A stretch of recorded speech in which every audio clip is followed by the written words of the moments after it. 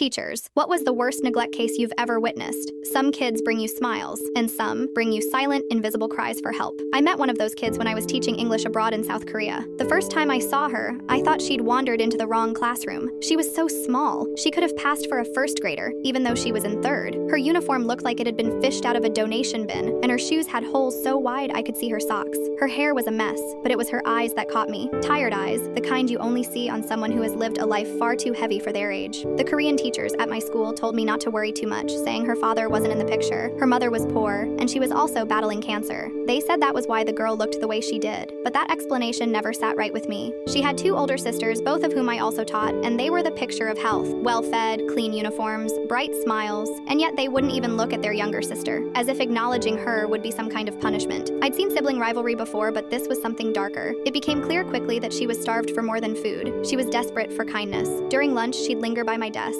pretending to ask about grammar, but her eyes would flicker toward the snacks I kept in my bag. Whenever I handed her something, she'd snatch it quickly and eat like someone afraid it might be taken away. The day I realized just how bad it was, she came into class with clumps of hair missing. She was 10 years old, and the strands that remained were turning white at the roots. I'd seen adults with stress-induced graying, but never a child. One winter afternoon, I spotted her outside the school gate long after the last student had left. Snowflakes clung to her thin sweater. She didn't even have a coat. I asked where her mom was, and she muttered, "She's busy." Later, another student told me her mother had refused to pick her up because she wasn't worth the gas money. I couldn't take it anymore. My school had a strict "don't interfere with family matters" policy for foreign teachers, but I knew I'd regret staying quiet for the rest of my life. I reported it to the principal, then to child services. The other staff shook their heads, warning me nothing would come of it. In Korea, the child protection system often turns a blind eye unless there's obvious, visible violence. And they were right. Social workers visited once, spoke to the mother, and closed the case. Nothing changed. She still came to school hungry, in the same worn clothes. When she graduated to middle school, I lost daily contact. I kept asking colleagues about her, but no one seemed to know much.